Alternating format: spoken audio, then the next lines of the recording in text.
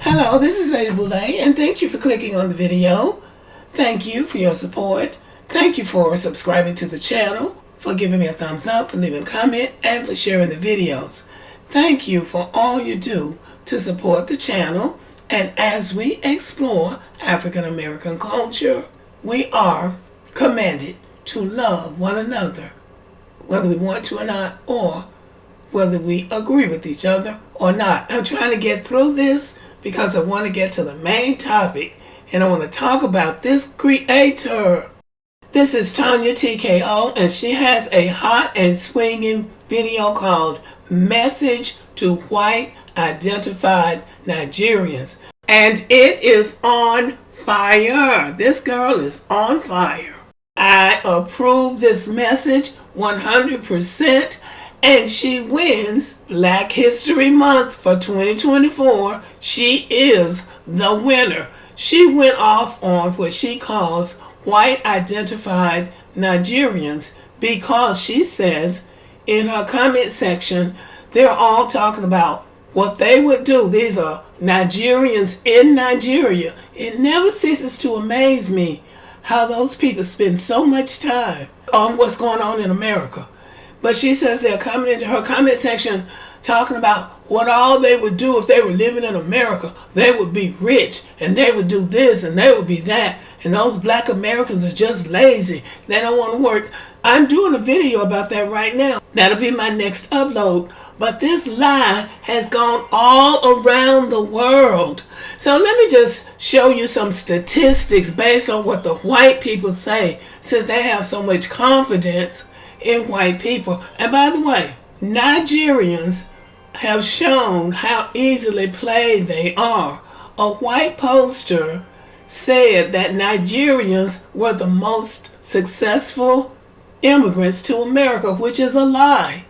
The Indians are the most successful immigrants. Nigerians are not even the most successful Africans. South Africans are the most successful Africans to the United States, and they are including white South Africans like Elon Musk. And I have shown those charts on this channel several times, so I'm not going to show it today. But Nigerians are not the most successful at anything except scamming and doing something that's dishonest, not only in the United States, but everywhere they go.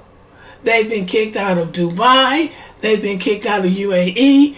They've been kicked out of Saudi Arabia. They've been kicked out of China. They've been kicked out of South Africa. The Kenyans talk about them all the time. There were so many of them down there in South Africa scamming and cheating and beating that those South Africans fired them up. And Nigeria had to send an airplane down there and bring them down there. The South Africans kicked them out of their country. They don't have any respect for anybody. And everybody is on to their criminal behavior. So now there are about 200 million Nigerians in Nigeria. They are the most populated country in Africa. Obviously, all of them are not white identified, but they don't know the damage. These Nigerians that do all this talking, and Africans in general, they don't realize the damage that they do to their countrymen who want to come to the United States and be good citizens and get along with other people, including black people. They don't understand the damage that they do to their countrymen about what all they're going to do, about these highfalutin ideas that they have about America that most likely will not materialize. What they're going to do in America is what all of these other illegals do. They come, even legal immigrants. When we talk about people driving cabs in the United States with PhD degrees, that's usually Africans or some other immigrants. Nigerians go back to Nigeria and tell a pack of lies and tell these people how well they're good. Even the Nigerians say that. They talk about how they save up all their pennies during the year to come to Nigeria in December and try to act like they're big ballers. But a lot of them are living in these little drab houses or apartments, and some of them are living on the streets. But they don't tell that because they lie. They're not doing that well anywhere.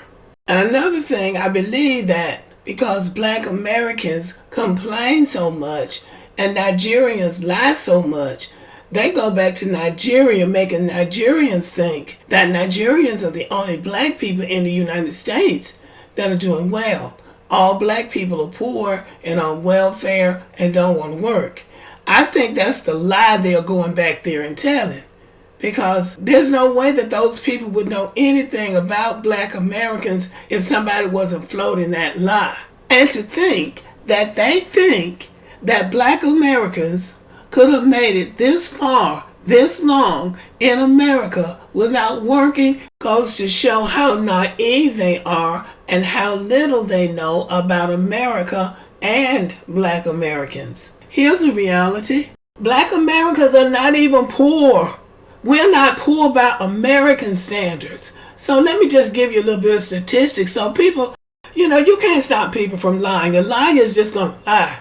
And people who want to think the worst about another group of people are going to think it no matter what evidence you show them to the contrary. Because they really don't feel good about themselves.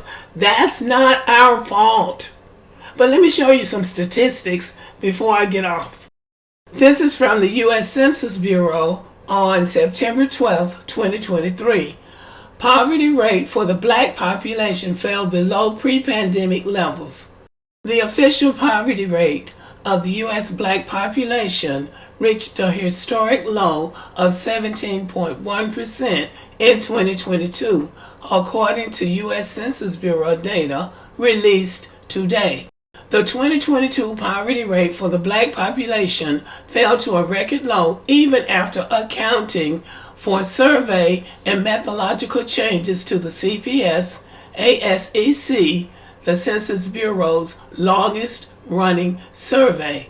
Okay, so if the poverty rate of black Americans is 17.1, that means that there are 82.9% of black people that are not living in poverty. So somebody is working, okay? And just to provide another piece of data, this comes from Statista Research Department, November 3rd, 2023. U.S. poverty rate for black families 1990 to 2022. And they're always studying black people. Let's just be really clear.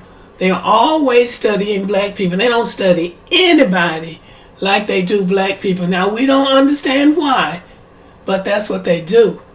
In 2022, 14.3% of black families were living below the poverty line in the United States.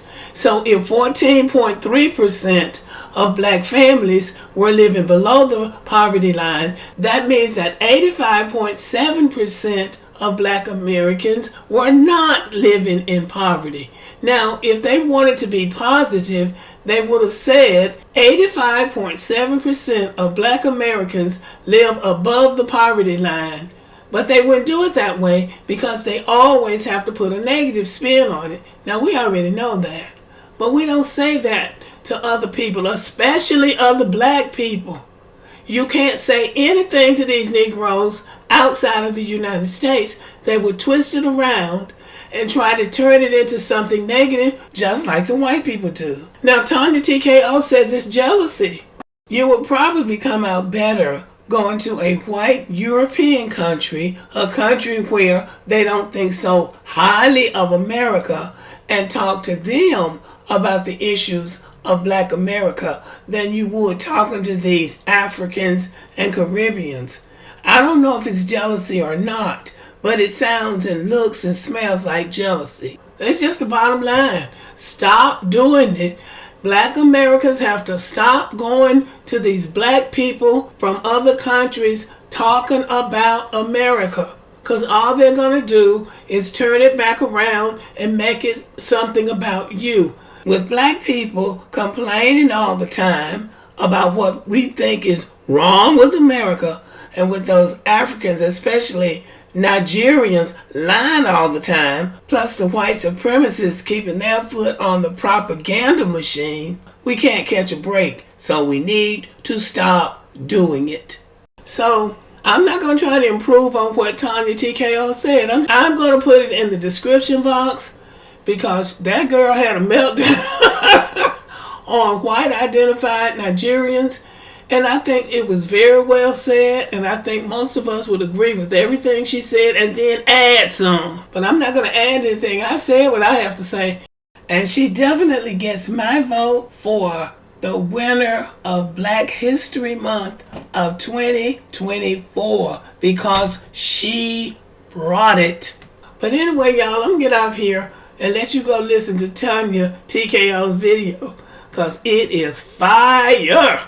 Okay, thank you for listening. Subscribe to the channel, give me a thumbs up, leave a comment, share the video, and as always, have a glorious day.